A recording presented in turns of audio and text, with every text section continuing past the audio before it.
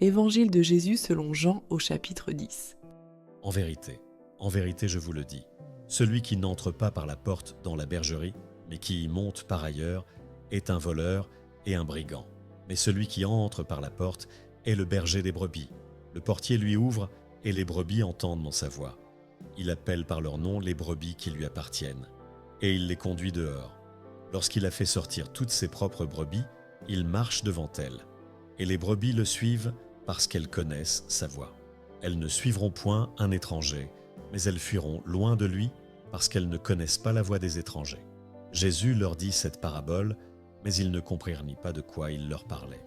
Jésus leur dit encore, en vérité, je vous le dis, je suis la porte des brebis.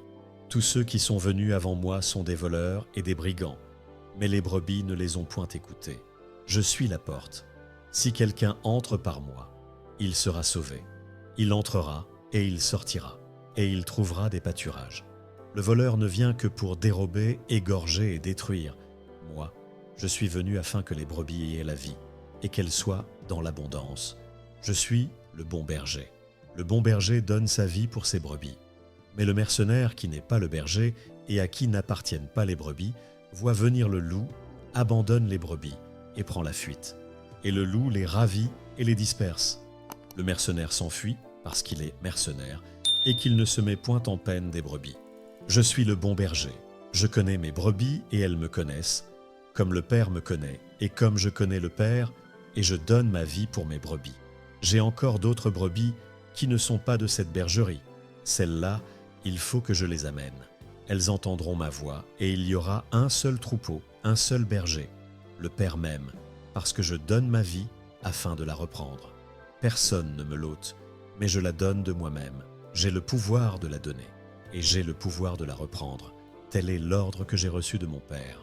Il y eut de nouveau, à cause de ces paroles, division parmi les Juifs. Plusieurs d'entre eux disaient « Il a un démon, il est fou. Pourquoi l'écoutez-vous » D'autres disaient « Ce ne sont pas les paroles d'un démoniaque. Un démon peut-il ouvrir les yeux des aveugles ?» Jésus à Jérusalem pendant la fête de la dédicace. Discours sur ses rapports avec Dieu. Nouvelles hostilités de la part des Juifs. Départ et séjour dans la Pérée. On célébrait à Jérusalem la fête de la dédicace. C'était l'hiver, et Jésus se promenait dans le temple, sous le portique de Salomon.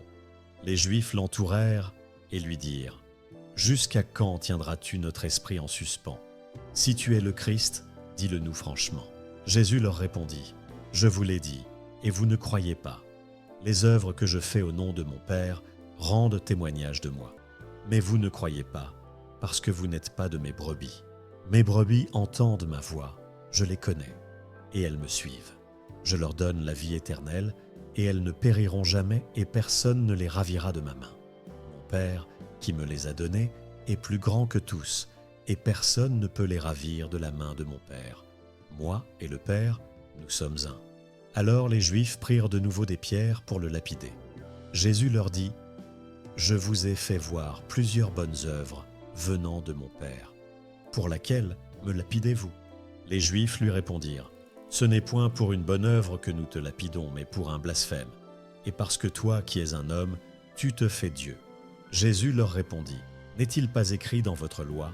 J'ai dit, vous êtes des dieux. » Si elle a appelé Dieu ceux à qui la parole de Dieu a été adressée, et si l'Écriture ne peut être anéantie, celui que le Père a sanctifié et envoyé dans le monde, vous lui dites « Tu blasphèmes. » Et cela parce que j'ai dit « Je suis le Fils de Dieu. Si je ne fais pas les œuvres de mon Père, ne me croyez pas. Mais si je les fais quand même, vous ne me croyez point. Croyez à ces œuvres, afin que vous sachiez et reconnaissiez que le Père est en moi, et que je suis dans le Père. » Là-dessus, ils cherchèrent encore à le saisir, mais il s'échappa de leurs mains. Jésus s'en alla de nouveau au-delà du Jourdain, dans le lieu où Jean avait d'abord baptisé, et il y demeura. Beaucoup de gens vinrent à lui, et ils disaient « Jean n'a fait aucun miracle. » Mais tout ce que Jean a dit de cet homme était vrai, et dans ce lieu-là, plusieurs crurent en lui.